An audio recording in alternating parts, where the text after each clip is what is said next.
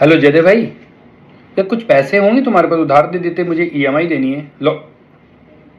अच्छा, है ही नहीं। चलो ठीक, ओके, कोई नहीं कोई नहीं। अरे यार, कैसे फोन करूं? हाँ, रंजीत को करता हूँ। रंजीत, यार कुछ पैसे उधार दे दोगे? मैं तुम्हें परसों वापिस कर दूंगा यार। जस्ट अभी दिया है किसी को। Oh my God. ठीक है, ओके, ठीक।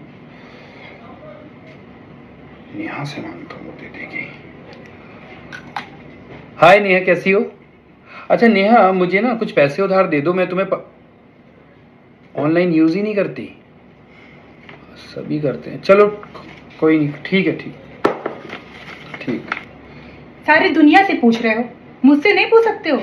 मैं तुम्हारी बीवी हूँ। हाँ, मुझे लगा तुम्हारे पास नहीं होंगे। खैर, भूल गया पूछना। तुम पे कुछ पैसे हैं क्या? नहीं है ना।